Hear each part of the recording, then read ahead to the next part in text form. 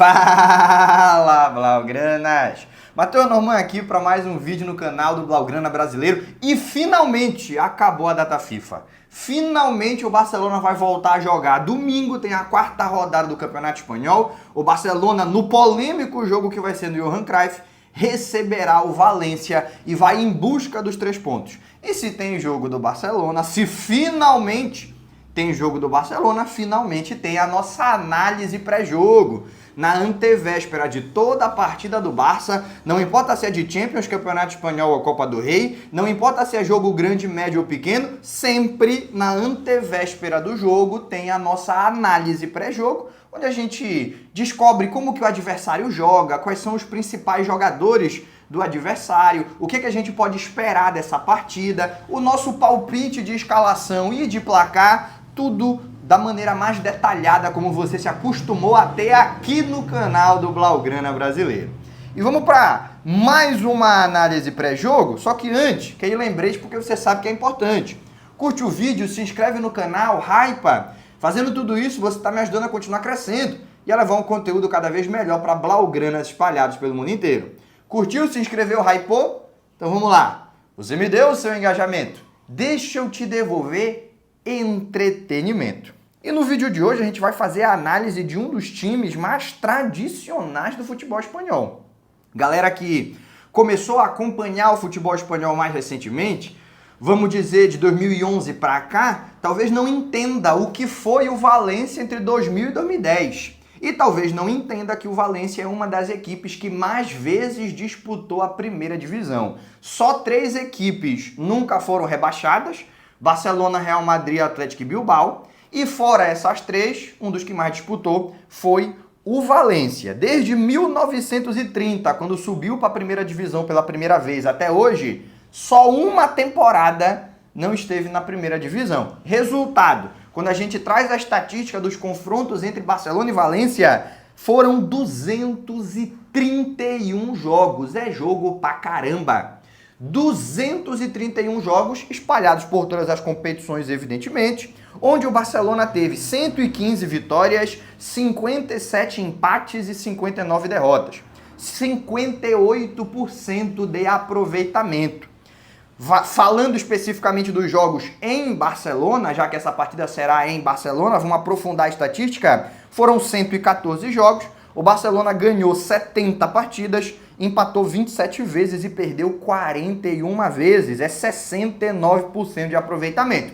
Não é um aproveitamento que você espera do Barcelona ter contra uma equipe de meio de tabela como vem sendo o Valência na última década. Mas não se esqueça, entre 2000 e 2010, o Valência teve um time de altíssimo nível, não a ponto de desbancar, mas de competir com os grandes espanhóis. Jogaram lá Kluivert, Davi Villa, Davi Silva, Juan Mata, Albelda, Baraja, Marchena, todos jogadores de seleção espanhola ou que marcaram época com outras camisas de outras seleções. Chegou a ganhar o Campeonato Espanhol 2 vezes, só para eu não me confundir. Foi uma no ano de 2002 e outra no ano de 2004. 2004, um ano maravilhoso, né? O Porto ganhou a Champions, o Valência ganhou o Campeonato Espanhol, a Grécia ganhou a Eurocopa, tudo que podia ter de zebra teve. O Valência ganhou em 2002 e 2004 o Campeonato Espanhol e disputou 2 finais de Liga dos Campeões, tá? Seguidas, 2000 e 2001. 2000 perdeu para o Real Madrid 3-0, 2001 perdeu para o Bayern de Munique depois de empate em 1-1 nos pênaltis. Coitado do torcedor do Valência, né? Foi bater na final 2 vezes, 2 anos consecutivos. Às vezes é melhor nem chegar lá, irmão. Já pensou? Tu chega 2 vezes, 2 anos consecutivos, e no segundo ano tu perde nos pênaltis. Deus abençoe. Coitado do torcedor do Valência, haja coração. Não é isso? Por isso que a gente não tem uma prevalência, uma dominância tão grande assim no confronto. 58% de aproveitamento, levando em consideração os jogos ao todo, e 69% só com relação aos jogos do Barça em casa, não é um aproveitamento assim tão significativo. É muito mais equilibrado do que você poderia imaginar e a razão é essa. Valência teve a sua década mágica, não muito tempo atrás, mas provavelmente há tempo suficiente para a maioria de vocês que está me assistindo não ter acompanhado. Vindo para um momento mais recente, falando da temporada passada, foram 3 jogos, 3 vitórias do Barcelona, 14 gols marcados e 2 gols sofridos. Só o Real Madrid foi mais freguês do Barcelona na temporada 24-25 do que o Valência. O Real Madrid perdeu 4 jogos para o Barcelona e tomou 16 gols. O Valência foi a nossa segunda maior vítima. Então, apesar de ter havido um momento de equilíbrio, da temporada passada para cá, a situação parece ter pendido para o time catalão. Valência virou freguês, né? Mas afinal de contas, o que a gente pode esperar da partida em si? Vencido o momento do compartilhamento de estatísticas e de dados. Vamos falar sobre como o Valência está se comportando desde que assumiu o novo técnico, o Corberán. O Corberán assumiu o Valência, estava na lanterna do Campeonato Espanhol. Muita gente imaginando que aquele seria o ano do desastre, que vem se desenhando há muito tempo, tá? Desde que o Valência foi comprado por um proprietário de Singapura, a equipe foi redirecionada para ir para longe dos títulos e para próximo do lucro. Muita gente pensa que se você receber a compra de um grande empresário, de um bilionário internacional, o objetivo dele vai ser transformar aquele clube numa potência, e nem sempre é o caso. Brigar por títulos exige gasto sem garantia de retorno, porque eu posso montar um timaço, gastar uma fortuna, não bater campeão e ter só prejuízo, sem retorno esportivo e nem financeiro. Agora, se eu estruturar essa equipe para vender camisa, para fazer parceria, para fazer amistoso em regiões que as grandes equipes não costumam chegar, para desenvolver jogadores comprando barato e vendendo caro, aqui eu tenho garantia de lucro. É o que o Peter Lim está fazendo. Lá no Valência já tem um tempo, a torcida odeia, mas não tem jeito. Então é um desastre que vem se desenhando, abandonando o nível esportivo para pensar no retorno financeiro. Imaginava-se, bom, esse vai ser o ano que que o Valência vai cair e a gente vai poder entender o tamanho do prejuízo que esse novo dono trouxe a nível esportivo para a instituição. Não foi o caso, o Corberán assumiu, o Valência terminou até longe da zona de rebaixamento, terminou no meio da tabela, com uma defesa terrível, foi a 7ª pior defesa do campeonato, tomou 54 gols em 38 rodadas, mas se salvou. E de lá para cá ele mudou a maneira do time jogar e na atual temporada, com alguns reforços que eu vou elencar aqui, ele também mudou bastante essa escalação, né? O goleiro é novo. O Mamardashvili, que vinha sendo um dos destaques do Valência nos últimos anos, foi para o Liverpool. Já tinha sido comprado pelo Liverpool, mas tinha sido emprestado ao Valência porque ele ia ficar no banco do Alisson, era melhor jogar no Campeonato Espanhol. Nessa temporada estão querendo acelerar a transição lá na Inglaterra. É possível que essa seja a última temporada do Alisson como titular do Liverpool. O Liverpool pensa nessa renovação aí na sua porteria. A tendência é que o Mamardashvili ele passe esse ano se acostumando com a dinâmica do futebol inglês, depois assuma a titularidade. Vejamos o que acontece, mas o plano é esse. E quem foi contratado para substituí-lo no Valência foi o Aguirrezabala. Mas não é o Kepa não, é o Julen. Julen Aguirrezabala, que é lá do Athletic Bilbao, era goleiro do Bilbao, era o goleiro das Copas do Bilbao, jogava a Copa do Rei lá pelo time basco, o Unai Simón era o titular das competições mais importantes, e agora foi pro Valência e lá virou titular absoluto, né? Bom goleiro, não é goleiro de primeira prateleira, mas é o tipo de goleiro que para equipes do meio de tabela vira ídolo, porque faz as defesas que mantém longe da zona de rebaixamento e dependendo da inspiração dos jogadores de linha, pode até ajudar a brigar, quem sabe, por uma vaga em competições europeias. Os zagueiros são o Tárrega e o Diacabi. O Diacabi é disparado o melhor zagueiro do time, no entanto, ele está em dúvida, voltou a treinar ontem junto com o grupo. Não se sabe se ele poderá atuar, se ele não jogar entre o Copete no lugar dele, mas a minha aposta é que vai jogar. Contra Barcelona, contra Real Madrid, contra Atlético de Madrid, a tendência é que essas equipes de meio de tabela, elas façam um esforço a mais para tentar uma pontuação extra, ainda mais fora de casa, o Diacabi vai ser de suma importância, então ele é dúvida, mas eu acredito que vai para o jogo. Nas laterais estão Fouquier e Gaya. O Gaya até tem um pouco mais de vocação ofensiva, mas tampouco é um grande apoiador, é o capitão do time. Ambos são laterais que primeiro defendem e vão só na boa. E você tem no meio-campo Javi Guerra ou Javi Guerra, Pepe Lu, Diego Lopes e Rioja.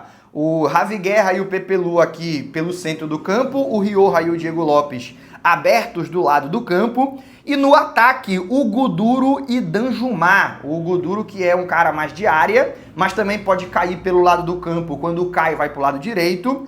E o Danjumar, que é um cara que costuma ficar no lado esquerdo do campo, mas também pode jogar atrás de um atacante de referência. Então, lembrando muito aquele sistema clássico do 4-4-2 do Ferguson, na época do Rooney, que não tinham dois atacantes, um do lado do outro dentro da área, mas sim um fixo lá dentro da área, nesse caso que vai ser o Guduro, e atrás dele é alguém que se movimenta bastante para trabalhar dos dois lados do campo, dependendo de onde a bola estiver se manifestando, né? Quem vai fazer isso é o Danjumar. Existe a possibilidade, isso vem acontecendo já nessas últimas rodadas, do Dani Raba, o nome que vai cair nas graças da quinta série valenciana. O Dani Raba, que foi jogador do Leganés temporada passada, esse ano está jogando pelo Valência. Ele é um pouco mais técnico do que os outros dois, mas também bem mais lento. Então, em jogos que você quer cadenciar um pouco mais o ritmo, é ele que vai para a partida. No entanto, eu acredito que contra o Barcelona, o Corberán vai prescindir um pouco da técnica e vai apostar bastante na velocidade. O Dani Raba deve ser uma opção lá para o segundo tempo. Então, acaba que o Valência é uma equipe com esse 4-4-2 numa distribuição tática parecida com times da Inglaterra. Ali do período de 2005 a 2010, muitos times jogavam nesse 4-4-1-1, um 4-4-2 com um atacante mais recuado. No entanto, ele tem um estilo bastante espanhol. A distribuição tática é a inglesa, mas o estilo de jogo é espanhol, né? É um time que cadencia o ritmo, é um time que tem vários jogadores que sabem trabalhar a bola, que tem qualidade para reter, principalmente Javi Guerra e Pepe Lu. Mas o Diego Lopes e o Rioja pelas pontas também sabem fazer o serviço de desacelerar o jogo quando sentem que aquilo é mais interessante no momento. Você tem uma equipe que aposta muito por manter a posse de bola e por atacar com bastante gente por dentro, não só pelo lado do campo. Você sempre tem os triângulos fechando a região da bola. Se o ponta tá com a bola aqui no bico da grande área, tem um volante que se apresenta na meia-lua e tem um atacante que se apresenta dentro da área, sempre com duas opções. É um time com uma vocação até razoavelmente ofensiva. Mas tudo isso que eu tô falando, na partida de domingo não deve se manifestar, porque eles não vão estar enfrentando o Getafe, nem o Osasuna e nem nenhuma outra equipe do seu nível. Tá jogando contra o Barcelona, pô. Jogando contra o Barcelona, a tendência é que essas linhas fiquem mais compactas, mais recuadas e a aposta seja pelos contra-ataques rápidos pelo lado do campo. O que tem sido um problema para o Barcelona já tem um tempo, mas que a gente espera que com uma nova configuração de nomes defensivos, o Hansi Flick consiga solucionar esse problema. Já já a gente fala melhor sobre isso. Já já a gente fala sobre a escalação mais do que provável do Barcelona para essa rodada. Beleza? Mas antes disso, falamos sobre o sistema, sobre a estratégia, sobre a transformação que o time deve passar ao enfrentar um adversário tecnicamente superior. Mas afinal de contas, dentro desse sistema, dentro do que a gente já comentou, quem são os jogadores que devem mais aparecer e ter mais importância por parte do Valência? Os nomes que na hora que você estiver assistindo o jogo, o narrador mais vezes vai falar dando destaque. Quem me acompanha há mais tempo já sabe. Você que é novo por aqui tem um aviso. Agora é o momento do top 3 dos caras. Quando a gente fala os 3 principais destaques do adversário do Barcelona naquela rodada. E sem mais delongas, vamos começar. Aqui tem um zagueiro, um atacante e o goleiro. Em terceiro lugar, o Diacabí. É o melhor defensor do Valência. O Diacabí é um defensor muito forte, muito rápido, não necessariamente muito técnico na saída de bola, mas também não é lâmina cega. Se você não pressionar bem, ele consegue encontrar os companheiros. Ele é um cara que é o líder da defesa, tanto por um quesito técnico quanto por um quesito vocal. Ele se manifesta bastante para tentar orientar os companheiros. E acaba sendo um jogador que, em qualquer situação que você for enfrentar o Barcelona, mesmo que não seja um dos melhores jogadores do time, é um dos jogadores que mais vai precisar aparecer, que é um defensor. O líder da defesa, quando você vai enfrentar o melhor ataque do mundo, como é o caso do Barcelona, ele sempre vai aparecer muito, ele sempre vai ser muito necessário. E se não brilhar na partida de domingo, pode ter certeza. Vem goleada por aí, porque já teve duas. Temporada passada, teve 7-1 e 5-0, irmão. Tu pensa que é brincadeira? 7-1 e 5-0 em 2 jogos, um pela Copa do Rei e um pelo Campeonato Espanhol. O único jogo que foi mais ou menos equilibrado foi o jogo no Mestalla, na estreia do Campeonato Espanhol, que foi 2-1. Mesmo assim, o Barcelona venceu. Então a gente, ou pelo menos o torcedor do Valência, espera muito que o Diacabí esteja numa noite inspirada, porque se não tiver, eu tenho pena do Aguirre-Zabala, que saiu lá do País Basco para ser massacrado na Catalunha. Beleza? Em segundo lugar, o Hugo Duro, né? O Hugo Duro que nem foi titular absoluto nesse começo de temporada.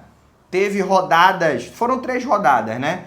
Ele participou dos 3 jogos, mas ele só jogou 90 minutos em um, que foi justamente o melhor jogo do Valência até aqui, a partida contra o Getafe. Então o Corberán tá mexendo muito, rodando muito esse ataque. Agora, vamos ser sinceros com as nossas dificuldades? O Barcelona tem um problema para lidar com atacantes velozes.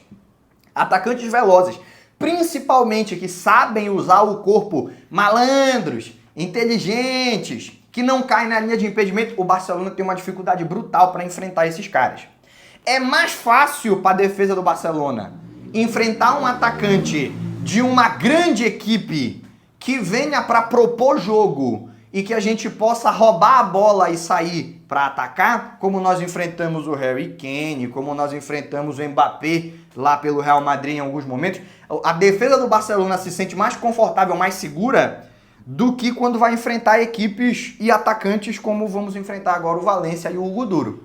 Porque ele não vai cair na linha de impedimento, porque na maior parte do tempo ele nem vai estar no campo de ataque para estar impedido, ele vai partir do campo defensivo, porque vai estar lá embaixo ajudando na marcação.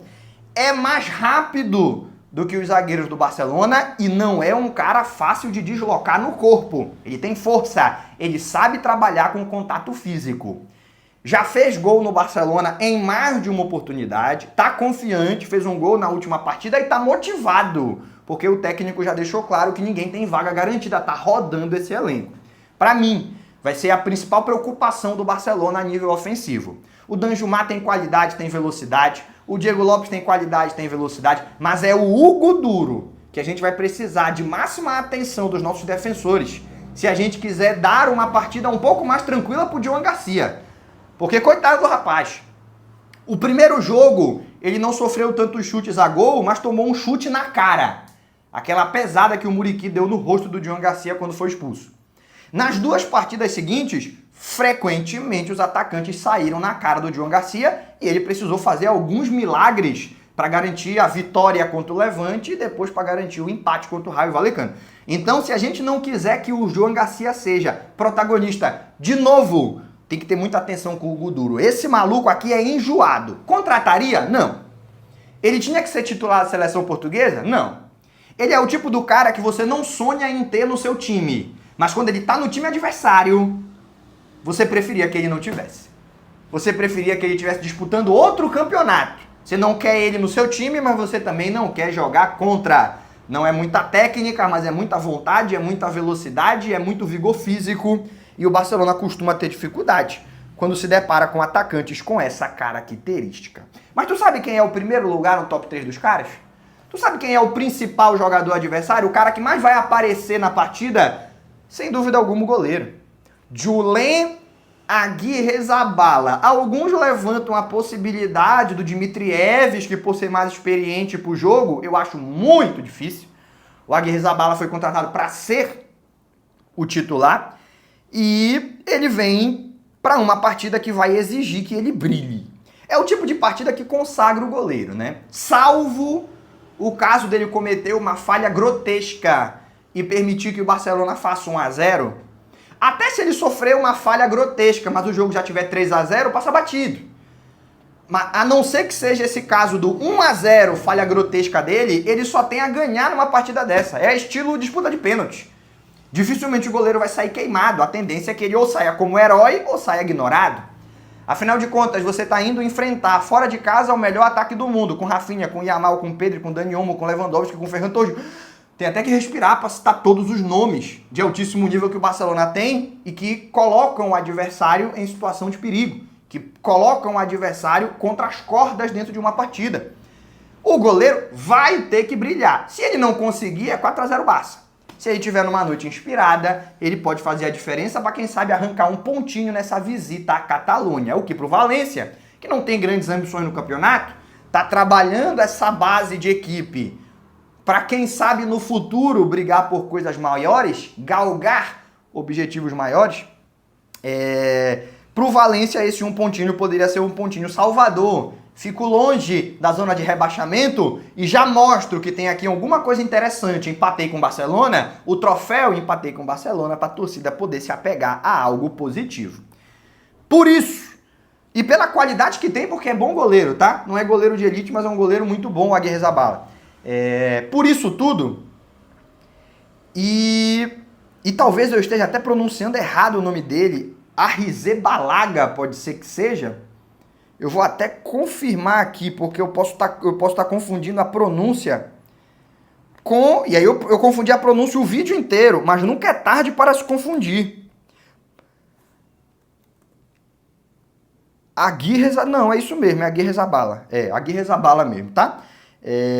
Eu acho que o Arrizabalaga é o quê? Eu confundo os dois, mas melhor admitir a dúvida e trazer a informação correta com certeza do que insistir no erro, enganando você que me acompanha.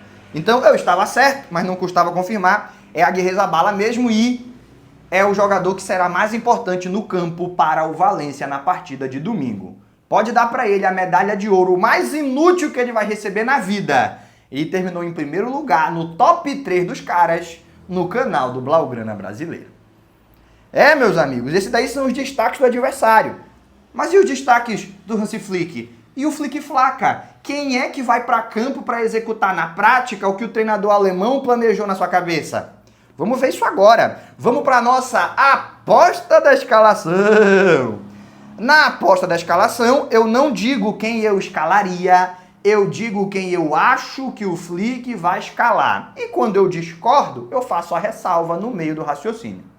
Mas vem comigo para saber o que dificilmente tem alguma dúvida de que será a escalação do Barcelona para essa partida. Tem uma posição que a gente tem dúvida por questões técnicas e uma que a gente tem dúvida por questões físicas. O resto é favas contadas que vai acontecer.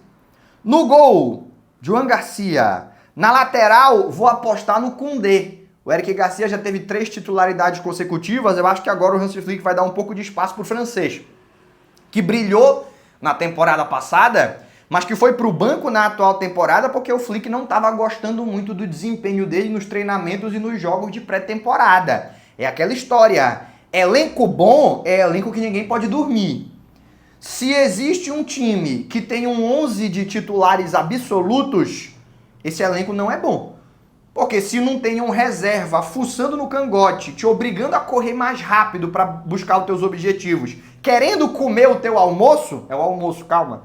Se não tem um reserva querendo e com condições de comer o teu almoço, esse elenco não tem competição, esse elenco não está extremamente atento, esse elenco não é bom. Então eu acho que é importante que o Koundé esteja sentindo o Eric Garcia fungando no cangote.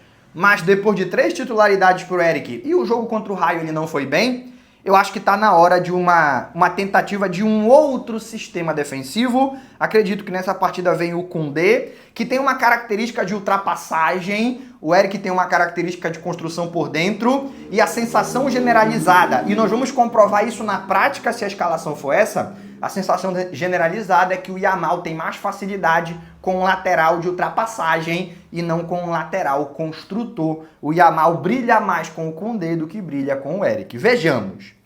Mas a defesa será, portanto, na nossa aposta. Joan, Koundé, Christensen, Cubarsí, Gerard Martin, Pedri, Casadó e Dani Olmo, Rafinha, Yamal e Ferran Torres. Vamos explicar.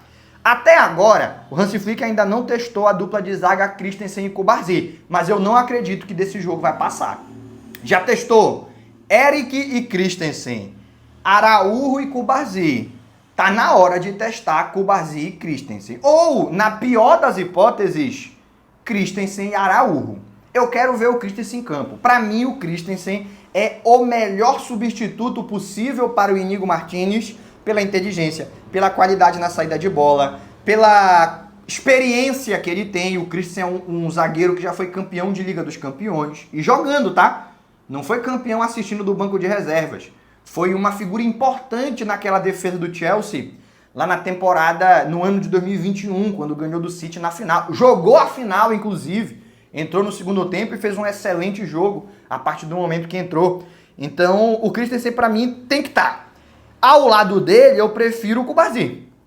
Agora, se o Hansi Flick testar a dupla que foi a melhor dupla, ou pelo menos a mais eficiente entre as grandes ligas europeias, 3 temporadas atrás, sob a tutela do Xavi ganhando o Campeonato Espanhol, a dupla Christensen e Araújo, eu não tenho problema nenhum com o teste. E vamos ver se dá certo para consolidar. Mas o teste que eu faria, e eu acredito que será feito pelo Flick para domingo, é Christensen e Cubarsí.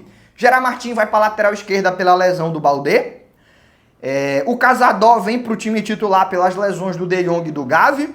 O Dani Olmo e o Fermin, nenhum dos dois ainda encantou nas 3 partidas que aconteceram, mas eu acredito que a hierarquia coloca o Dani Olmo à frente do Fermin por enquanto, e é ele que vai ter oportunidade nesse domingo, mas se não se espertar, na próxima rodada vem Fermin para jogo, e no ataque, Rafinha e Yamal, isso é óbvio, e no comando, para mim, Ferran Torres.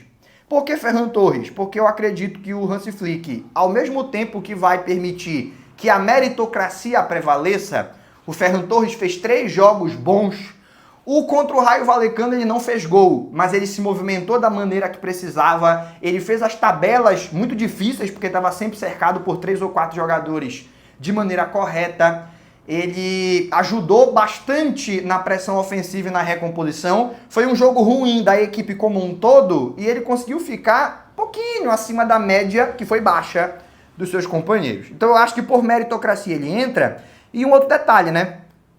Contra o Newcastle, o Lewandowski tem que estar 100% preservado. E o jogo já é na próxima semana. Então eu acredito que ele não vem para 90 minutos nesse jogo, mas na Champions, onde ele é o recordista. Dos jogadores que atuam na Europa, o Lewandowski é o que mais fez gols na história da competição. Acima dele só tem Messi e Cristiano Ronaldo, nenhum dos dois mais disputa a Champions. Então, dentre os que disputam a Champions, ele é o que tem a história de estatísticas goleadoras mais chamativas na Liga dos Campeões, em geral, no mata-mata, em semifinal, em é ele, é Lewandowski em todos eles. Então, eu acredito que o Flick vai dar uma segurada nessa partida do Campeonato Espanhol. Bota o Ferran, até pela velocidade do Ferran contra essa defesa do Valência, que em alguns momentos se adianta um pouco, pode acabar sendo um pouco mais útil. E na partida contra o Newcastle, a experiência e a liderança do polonês. E o faro de gol também, a gente não pode esquecer que isso é um fato determinante para escolher um centroavante, vão estar em campo desde o apito inicial. Beleza? Para encerrar o vídeo, o nosso palpite, acredito que vai ser 3-1, gols de Rafinha, Pedro e Lewandowski, que vai entrar no segundo tempo e guardar o dele. Né? Eu não apostei nele como titular, mas aposto que ele entra no segundo tempo e faz o seu. Com um show de assistências de Lamine Yamal e com o gol da tranquilidade acontecendo lá por volta dos 30 a 35 do segundo tempo. Eu acredito numa vitória em que o placar dê a entender que houve uma tranquilidade maior do que o jogo demonstrou, embora o Barcelona vá dominar, por jogar em casa, por ser mais time e por vir mordido das críticas que recebeu depois do último tropeço. Às vezes é bom, aquela alfinetada, aquela crítica, aquele dedo na cara, para fazer o jogador entrar motivado na próxima partida. Às vezes, você tem que contemporizar um tropeço para não deixar a insegurança tomar conta do elenco.